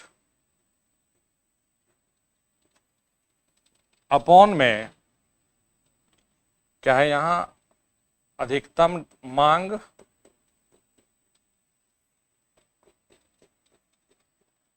गुणा एवरेज को क्या लिखते हैं, टी समय में उत्पन्न होने वाली यूनिट बटे में समय टी अपॉन समय टी आवर्स। अरे एवरेज लोड का जो पुराने पेज पे बेटा मान ये था हमारा औसत एवरेज लोड, इसको बेटा हमने यहां रख दिया जी। तो एक बात बताओ, क्या हम ये लिख सकते हैं कि टी समय में उत्पन्न होने वाली यूनिट्स बराबर में, बेटा इसे इधर भेज दे, लोड फैक्टर को एलएफ से लिख ले, समझ जाओगे, अधिकतम मांग को एम डी से लिख ले, मैक्सिमम डिमांड, और गुणा समय टी आवर्स। तो हम कई बार देखिए इस फॉर्मूले का यूज करके टी समय में उत्पन्न होने वाली यूनिट ज्ञात कर सकते हैं। जरा ऐसे लिखो, खत्म करो।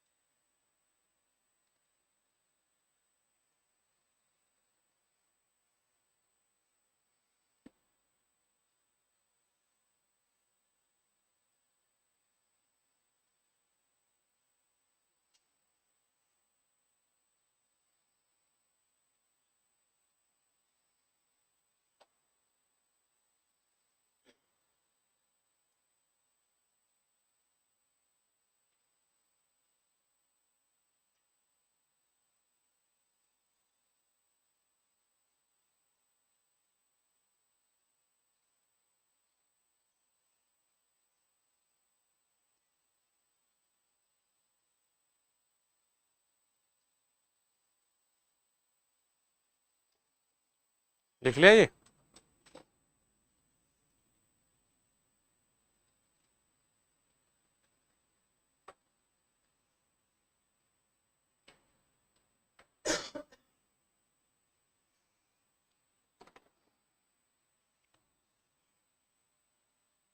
इनको पढ़ो, जो जो एक बार सूत्र लिखवाए आपको सबको रिवाइज करो फटाफट।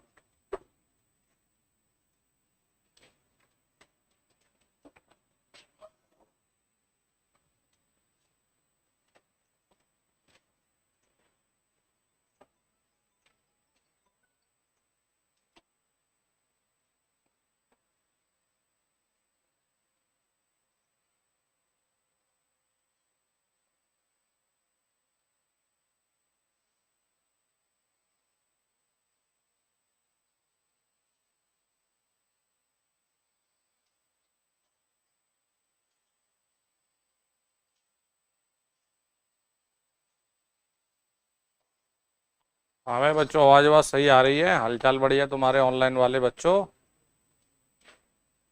हालचाल सही चल रहे तुम्हारे?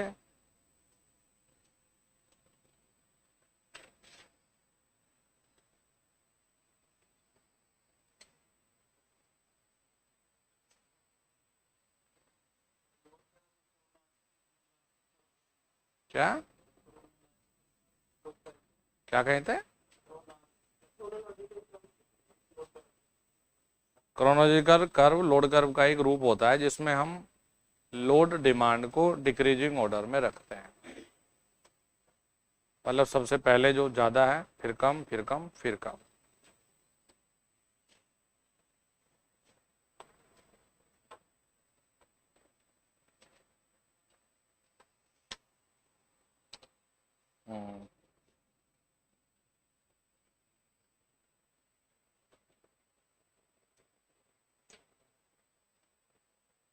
हम्म, पीडीएफ भेज दो, क्लास खत्म हुई नहीं, पीडीएफ खा जाओ तुम। रुक जाओ।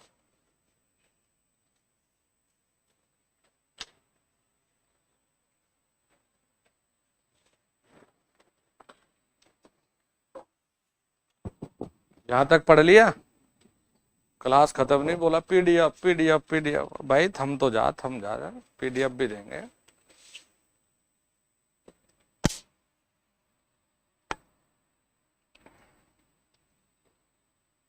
नींद आ रही है?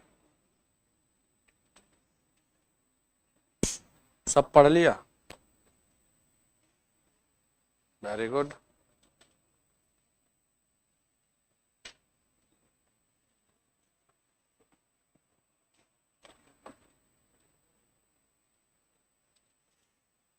चलो भाई बच्चों, दूसरा सूत्र है इसमें,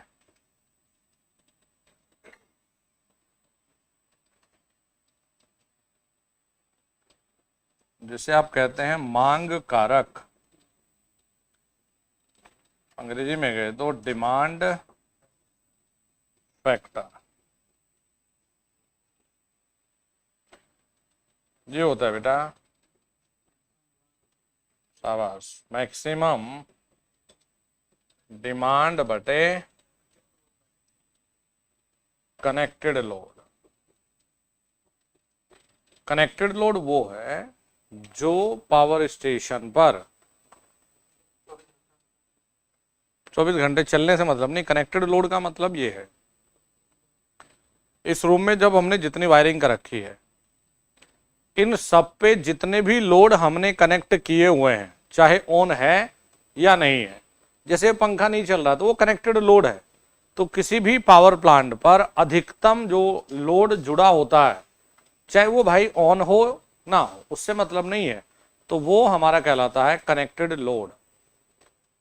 तो हमेशा याद रखिए भाई बच्चों, जो डिमांड फैक्टर है ये भी सदैव 1 से कम होता है। ये भी आते हैं यार, चलो वैसे तो मैंने बना दिया, लेकिन ये लिख लो, यह सदैव 1 से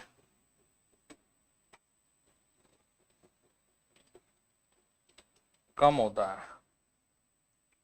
यह सदैव हमारा 1 से कम होता है। लोड फैक्टर क्या है? 1 से कम। चलो अब सुबह आपसे मुलाकात करेंगे यहाँ से आगे।